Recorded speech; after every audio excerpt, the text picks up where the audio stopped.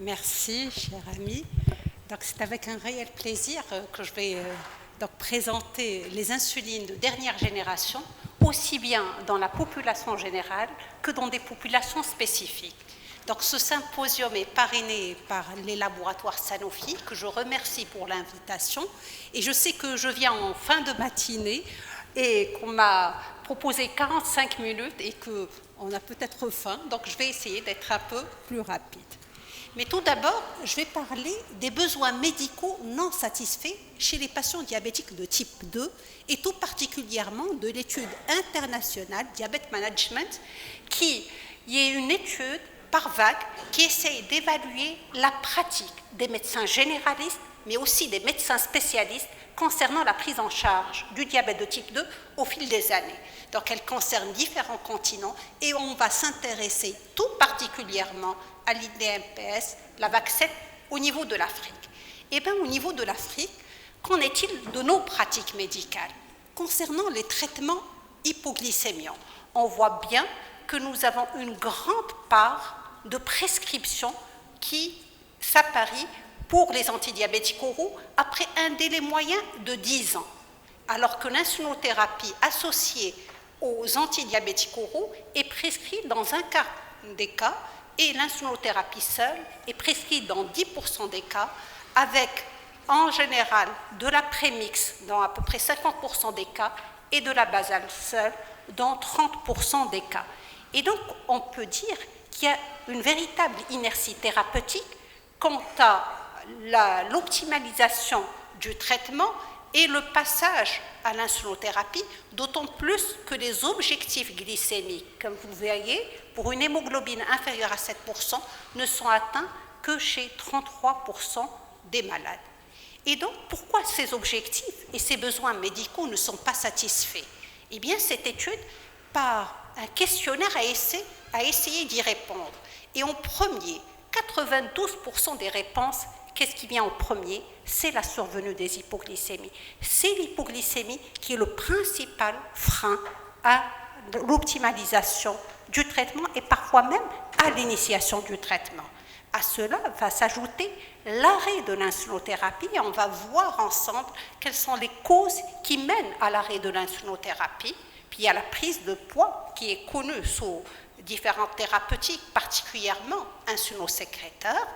Mais voyez avec moi, c'est qu'il n'y a pas uniquement l'hypoglycémie qui est un frein au traitement et à l'optimalisation, c'est la peur uniquement de l'hypoglycémie qui fait que les malades rejettent en bloc l'insulinothérapie et ce passage à l'insuline. De même, la variabilité. Lorsqu'on a une variabilité différente d'un jour à un autre, une mauvaise reproductibilité dans les résultats glycémiques, donc les malades sont déçus et du coup, ils ne veulent plus donc, passer à un traitement insulinique. Voyons voir maintenant quelles sont les causes de l'arrêt de l'insulinothérapie. Dans cette étude africaine, 17% des malades ont arrêté l'insuline et, voyez avec moi, c'est dans une médiane de 2 mois, c'est-à-dire dans la phase initiale de titration.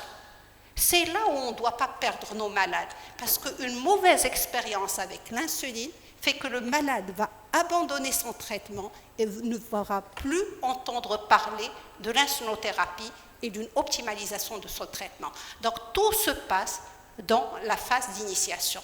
Et là aussi, voyons les causes de l'arrêt. C'est en premier la peur, ce n'est pas l'hypoglycémie, la peur de l'hypoglycémie qui fait que les malades sont tellement vraiment en malaise. On l'a entendu ce matin même, le vécu de l'hypoglycémie, c'est comme le vécu d'une mort imminente. Et donc le malade vraiment a peur de mourir dans son lit le soir, ce qui fait que l'insulinothérapie est parfois donc rejetée par nos malades. À cela s'ajoute l'impact sur la vie sociétale. En effet, une insulinothérapie, c'est des schémas complexes, c'est des multi-injections, c'est des horaires de repas assez fixes, Donc, c'est des surveillances à faire et des schémas compliqués. Et donc, le malade, dès d'abord, va vous dire « Moi, je ne veux pas de cette insulinothérapie ». Ajoutez à cela le coût et les épisodes d'hypoglycémie. Et donc, in fine, dans cet article, donc sur les pratiques en Afrique, ce qui a été recommandé, c'est que chaque fois que possible, il fallait proposer les insulinothérapies de deuxième génération parce qu'ils étaient dotés d'un moindre risque hypoglycémique et d'une meilleure acceptabilité dans la vie sociale. Donc, en effet, les firmes pharmaceutiques se sont intéressées dès le départ à la production et au développement d'insuline de plus en plus innovantes. En 1946, on avait la NPH qui, malheureusement, qui était déjà bénéfique, mais qui n'avait pas un profil plat et une durée d'action prolongée. Par la suite, on a eu la venue sur le marché de l'insuline glargine U100 et de l'insuline détémir qui ont pu résoudre et surmonter certaines limites de l'insuline NPH, tout particulièrement l'absorption qui était variable et la durée d'action qui pouvait être plus allongée et donc une prescription en une seule injection, ce qui facilitait la vie des diabétiques. L'insuline glargine U100 était alors une référence dans ce domaine. Mais plus tard aussi, il y a eu d'autres développements pour essayer encore d'améliorer encore plus la pharmacocinétique et la pharmacodynamique de cette insuline, de telle façon à la rendre plus sécurisante. Parce que, comme on l'a dit, la vraie hantise, c'est le risque, la peur de cette hypoglycémie. Donc, il faut les faire encore mieux et mieux pour combattre cette barrière qui est le risque hypoglycémique, d'où la venue des nouvelles insulines de deuxième génération, à savoir l'insuline dégludet et l'insuline glargine 300, ce développement a permis d'avoir encore moins de variabilité glycémique, moins d'hypoglycémie et une durée d'action plus prolongée. On va donc s'intéresser tout particulièrement à cette insuline de deuxième génération et tout particulièrement à la glargine U300. Comme vous pouvez le voir, c'est une insuline qui est 3 fois plus concentrée et donc nous avons une surface de dépôt de glargine qui est réduite de moitié. Et de ce fait-là, la résorption au niveau vasculaire va s'en trouver réduite avec une diffusion plus prolongée et on garde toujours la même hormone, la glargine, qui était la glargine 100. C'est uniquement une question de concentration, mais qui va modifier énormément la pharmacocinétique et la pharmacodynamique. Ainsi, comme vous pouvez le voir sur ces graphes, donc à gauche, concernant les concentrations d'insuline, et à droite, concernant l'utilisation du glucose, on voit que la glargine U300 ici en vert, comparativement à la glargine U100 ici en bleu, a un profil, comme vous pouvez le voir, qui est plus plat, un pic qui est émoussé, et donc un moindre risque d'hypoglycémie que créent nos patients diabétiques. Ajoutez à cela la durée d'action qui est plus prolongée. On a des durées d'action de plus de 24 heures, alors qu'avec la glargine U100, qui déjà faisait mieux que la NPH, et avait une durée d'action de parfois 18 heures à 20 heures. Et donc, c'est un autre avantage pour nos patients diabétiques qui refusaient l'insulinothérapie parce qu'il y a une complexité. Là, ça devient avec une seule injection d'insuline. Vous voyez avec moi sur cette étude en crossover, là, nous avons la glargine U300 et là, la glargine U100. C'est un travail en crossover bien mené. Vous voyez le profil très étroit donc de la glargine U300 comparativement à la glargine U100 et quel que soit le moment de l'injection. C'est-à-dire que le malade s'injecte l'injection le matin ou le soir, on va avoir une très très bonne reproductivité. Et là aussi, c'était un obstacle chez certains de nos malades qui préféraient s'injecter plutôt le jour parce qu'ils étaient rassurés. Lorsqu'on s'injecte l'insuline le jour, on ne va pas dormir, il n'y a pas de risque d'hypoglycémie, alors que lorsqu'ils s'injectent le soir, ils ont peur de l'hypoglycémie qui peut être éventuellement catastrophique le soir. Par ailleurs, l'étude sur le holter glycémique qu'on a bien vu ce matin, sur les 4 dernières heures, on voit que nous avons une amélioration avec la glargine E300 qui n'est pas certes très importante, mais qui reste significative. Donc, c'est à peu près le même profil pharmacocinétique et pharmacodynamique. Donc, je vais passer sur cette diapo. Et là, c'est les paramètres de variabilité glycémique.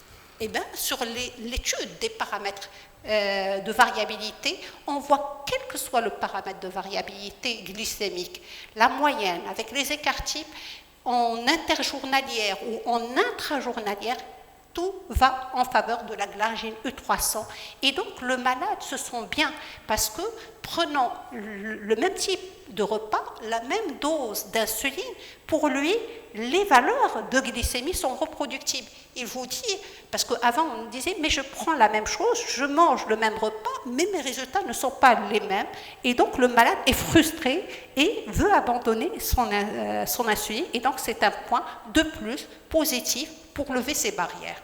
Donc, in fine, la durée d'action de l'insuline se retrouve donc prolongée, donc ça facilite la prescription, une injection une fois par jour, une flexibilité de l'horaire de plus ou moins 3 heures et même horaire matin ou soir. Un profil pharmacodynamique plus plat, donc une réduction de l'incidence des hypoglycémies, ajouter à cela, comme on l'a montré, une faible variabilité interjournalière et intrajournalière, ce qui va faciliter la titration et motiver les malades à mieux titrer et à mieux atteindre l'équilibre glycémique, ce qu'ils ne faisaient pas avant lorsqu'il y avait des hypoglycémies. Donc, je vais essayer rapidement d'illustrer cela à travers des cas de population générale et de population spécifique. Donc, le premier cas est celui d'un patient donc, de 54 ans, c'est Mohamed, qui est obèse, qui a une durée de diabète de 6 ans et qui est déséquilibré avec une hémoglobine à 8,5. C'est un patient hypertendu, mais il n'a pas, fort heureusement, de maladie cardiovasculaire ou de maladie rénale, quoique son père avait un infarctus du myocarde pour lequel il était décédé assez précocement. Et donc, chez ce malade, nous avons une panoplie de traitements, metformine, sulfamide, inhibiteur de TP4, le traitement antihypertenseur. L'autre malade, comme il est obèse, donc a pris des agonistes du GLP-1, mais était intolérant. Et donc, on lui a proposé, en raison du déséquilibre glycémique, le passage à l'insulinothérapie. Mais comme vous le voyez, le malade était très réticent. Réticent, pourquoi? Parce que le schéma de l'insulinothérapie est complexe, parce qu'il se déplace fréquemment, il est même chauffeur, parce qu'il a peur des injections. Et surtout, il a aussi peur des hypoglycémies, qu'il a déjà expérimenté avec les sulfamides hypoglycémiants. De plus, il est inquiet, comme il a du poids, donc il est inquiet de prendre encore du poids. Donc pour lever ces barrières, tout d'abord, il faut, comme on l'a dit tout à l'heure, il faut évaluer le risque cardiovasculaire. Notre malade a un risque cardiovasculaire élevé, et même s'il n'a pas de maladie cardiovasculaire, et donc son objectif devrait être inférieur à 7%, à condition qu'il ne fasse pas d'hypoglycémie. On va renforcer donc les modifications de mode de vie et du régime alimentaire, mais surtout, on va intensifier le traitement et on devrait proposer là une insulinothérapie basale. Et quoi que mieux que les analogues de deuxième génération, parce qu'ils permettent de réduire, donc de simplifier leur prescription en une seule injection, d'avoir une certaine flexibilité chez notre patient Mohamed avec des horaires de prise de plus ou moins 3 heures éventuellement, et surtout de réduire ce risque hypoglycémique. Donc pour les sulfamides, ce qu'on va faire, c'est, comme c'est un patient qui n'a jamais pris de l'insuline, c'est qu'on va réduire la dose de sulfamide, voire ultérieurement penser à l'arrêter. Donc la dose d'initiation, donc en général on va de 0,1 à 0,2 unités par kilo par jour et on va titrer progressivement et on accompagne cela d'une prévention et d'une éducation. On va passer au deuxième cas. Le deuxième cas, c'est un patient qui est déjà sous insuline, mais de première génération, à la différence du premier cas qui était naïf d'insuline. Donc c'est Shema, qui est âgé de 60 ans, là aussi obèse, avec une certaine durée du diabète, son hémoglobine à 7,3. Donc comme elle présente des hypoglycémies, donc son médecin lui a dit que l'objectif était correct. Parce que si elle augmente, elle fait des hypoglycémies, donc elle était à son objectif. Elle n'avait pas de complications dégénératives, Là aussi, notre patiente était sous inhibiteur des PPK, metformine et insuline de première génération. Elle avait même tenté une association insuline agoniste du GLP-1, mais en raison du prix, elle avait arrêté. Et donc, le problème chez Schéma, c'est ces hypoglycémies confirmées nocturnes. Vous voyez, ces cas cliniques illustrent l'étude IDMPS faite en Afrique. C'est l'hypoglycémie qui vient en premier dans les causes d'arrêt ou de non-passage à l'insulinothérapie. Et là, elle fait des hypoglycémies nocturnes assez fréquentes et elle est préoccupée par le fait de ne pas être consciente de l'hypoglycémie, en particulier parce qu'elle vit seule. Et donc, elle pense, comme elle est à son objectif selon ce médecin, comme font pas mal de malades, ils se disent « je suis à l'objectif » et comme l'insuline donne des hypoglycémies, je vais arrêter mon insuline qui engendre des hypoglycémies. Donc, ce qu'il faut expliquer à notre malade, c'est vrai qu'elle est à son objectif, mais c'est sous traitement, c'est sous insuline qu'elle est sous objectif. Or, la maladie est progressive, donc on ne peut pas arrêter l'insulinothérapie, mais en même temps, on ne peut pas tolérer ces hypoglycémies. Donc, on va passer au moins vers des analogues de deuxième génération qui permettent de réduire ce risque d'hypoglycémie. On doit penser à réajuster la dose, voire à la baisser, et voire par la suite titrer progressivement en fonction de l'équilibre glycémique. Donc là, je vous donne l'algorithme du passage. Lorsqu'on est sous insuline de première génération, donc c'est dose pour dose lorsqu'on passe à la glargine E300. Par contre, lorsqu'on est sous 2 prémix, il faut penser à réduire la dose de 20% lorsqu'on passe à la glargine E300. Et inversement, lorsqu'on est sous glargine E300, on doit plutôt réduire de 20%. Pourquoi? Parce qu'on doit normalement un peu surdoser, on est un peu surdosé en glargine E300 parce qu'on sait que l'insuline E300, donc le dépôt séjourne plus longtemps au niveau de la peau sous-cutanée et donc il est un peu plus dégradé, autolysé par les enzymes au niveau local et donc on a une dose qui est un peu plus importante. Pour la titration, en général on dit c'est 2 à 3 unités tous les 3 jours ou plus de 3 jours, mais vous voyez que dans l'étude édition, sous supervision quand même médicale, les doses ont été augmentées de façon un peu plus importante. Donc, ces cas cliniques, est-ce qu'ils ont été basés sur des études cliniques? Parce que tout à l'heure, je vous ai montré des études de pharmacocinétique et de pharmacodynamique. Mais qu'en est-il des études cliniques? Eh bien, on a l'étude édition 3 qui a comparé la glargine U300 et la glargine U100 chez des patients sous basal bolus, chez des patients donc naïfs d'insuline et chez des patients qui étaient sous insuline basale et chez qui donc on allait switcher vers la glargine U300. Qu'est-ce qu'on a? Eh bien, sur le plan de l'efficacité, on a la même réduction, c'est une réduction très importante de l'hémoglobine A1C, mais qui est similaire entre la glargine de première génération et de deuxième génération.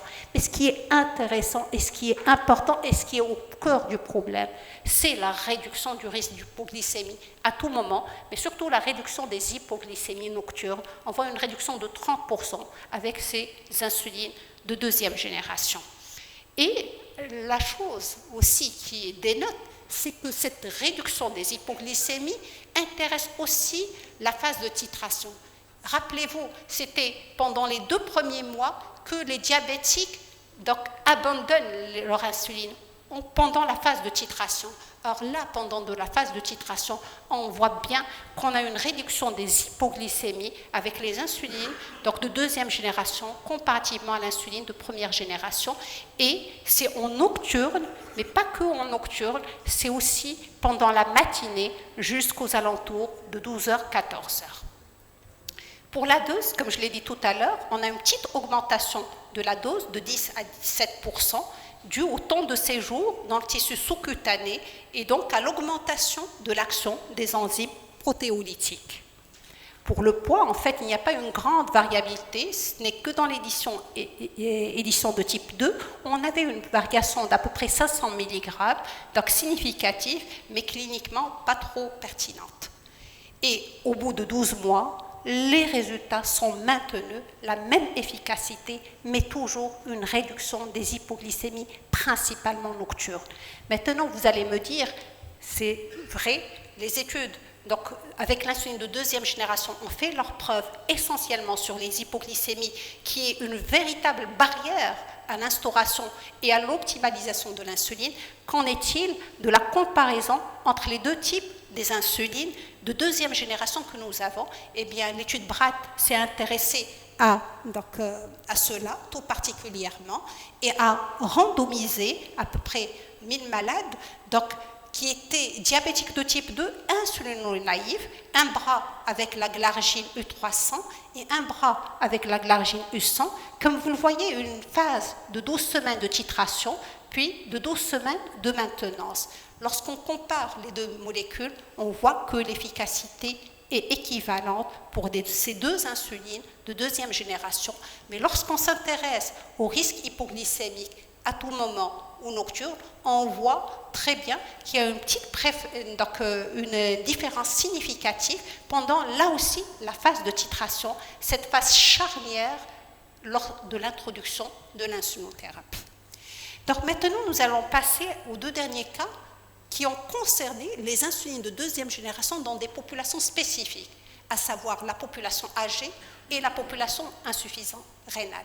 Parce qu'on sait, lorsqu'on donne de l'insuline, si déjà on craint de donner l'insuline dans la population générale en raison de l'hypoglycémie, on craint encore plus de la donner chez le sujet âgé et chez l'insuffisant rénal, encore plus, vu l'impact de l'hypoglycémie dans cette population.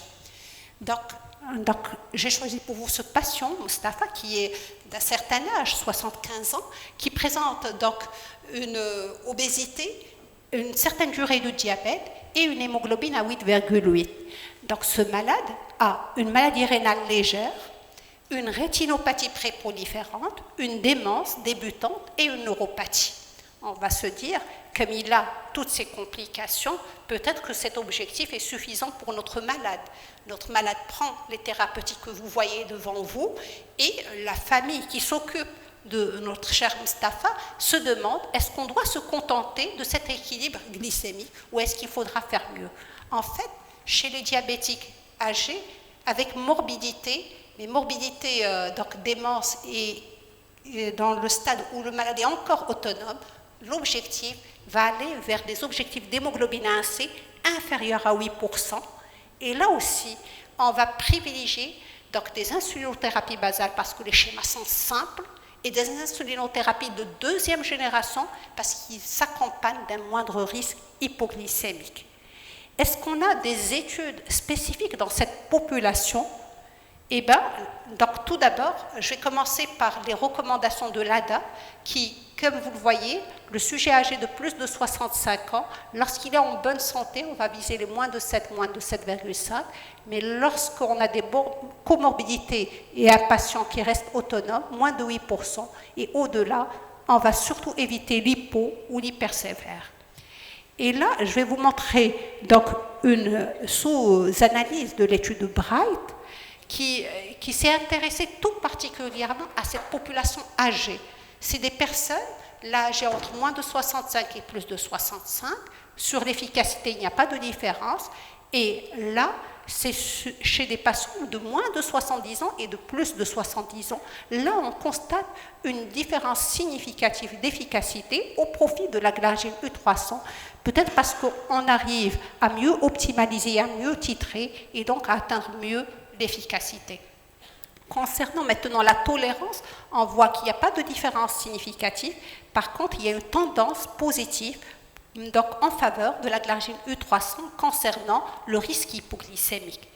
Et là, dans une sous-étude aussi d'édition qui s'est intéressée aux personnes âgées, plus de 65 ans, vous voyez que tout est en faveur de la glargine U300 comparativement à la glargine 100 chez des patients diabétiques âgés, que ce soit pour les hypoglycémies sévères, que ce soit pour les hypoglycémies symptomatiques. Et donc, tout va en faveur de la sécurité de cette médication dans des populations spécifiques, à savoir des populations de patients âgés. Et je vais terminer par Myriam qui a 65 ans, qui est obèse, qui a une durée de diabète de 20 ans, qui est déséquilibrée et qui a pas mal de complications, mais surtout une maladie rénale chronique avancée. lorsqu'on a une maladie rénale chronique avancée, on craint encore plus le risque hypoglycémique chez ces patients. Elle a de plus une rétinopathie, elle est sous différentes médications qui ont été adaptées à son insuffisance rénale. Myriam, donc c'est vrai, on veut avoir un objectif d'hémoglobine A1C qui est assez lâche, mais en même temps, on se dit, elle a sa maladie rénale chronique. Si on vise une hémoglobine large, la maladie rénale va progresser, la dialyse et la mortalité. Donc on est entre le marteau et l'enclume. On ne veut pas nuire à la patiente avec des hypoglycémies, mais si on ne fait rien, elle risque de devenir aveugle en raison du développement de la rétinopathie dû au déséquilibre, elle risque de passer en dialyse. Et donc, il faut vraiment éviter la progression de la maladie rénale.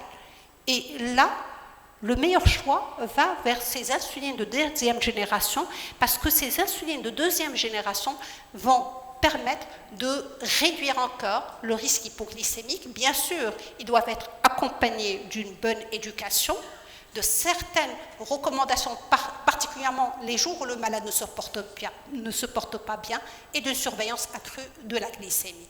Et là aussi, on a des études sur le terrain dans cette sous-population spécifique de maladies rénales chroniques à des stades avancés, comme vous le voyez, une sous-étude de Bright qui s'est intéressée à comparer la glargine 300 à l'insuline degludec de deuxième génération aussi, en 3 sous-groupes de patients avec 100 maladies rénale modérée et maladie rénale chronique plus sévère. Et qu'est-ce qu'on constate? On constate sur le plan de l'efficacité que pour les patients qui avaient donc une maladie rénale avancée, là aussi un avantage pour la glargine U300 concernant l'efficacité qui était plus importante. Et donc on a des éléments rassurants. Donc là aussi pour la glycémie à jeun, sans qu'il y ait donc de tendance favorable ou de différence pour l'hypoglycémie, si ce n'est pour les patients qui avaient un DFG supérieur à 90%. Donc, pour cette étude, dans cette population particulière de maladies rénales chroniques, on va dire qu'on a une plus grande réduction d'hémoglobine A1C parce qu'on avait une plus grande sécurité à optimiser nos malades. Les résultats peuvent être expliqués par certaines différences concernant les caractéristiques de l'insuline, mais des recherches supplémentaires seront nécessaires parce que ce sont des études de sous-groupes dans des populations particulières, que ce soit la population âgée ou la population de patients avec maladie rénale chronique. Et donc, pour conclure, je dirais que notre étude VAG 7 IDMPS Afrique a montré que les malades n'étaient pas à l'objectif dans 67% des cas, en raison principalement de l'hypoglycémie, de l'arrêt de l'insuline, de la variabilité glycémique et de la prise pondérale. Que les insulines de deuxième génération, telles que la glargine, apportent une solution, ne serait-ce que partielle, à ce problème, parce que c'est un schéma simple en une seule injection, avec un moindre risque hypoglycémique, une plus grande flexibilité, et qui a été testé ne serait-ce que dans des sous-groupes, dans la population âgée et insuffisance rénale. Mais ceci ne peut se faire que grâce à une éducation thérapeutique bien menée, et je vous remercie.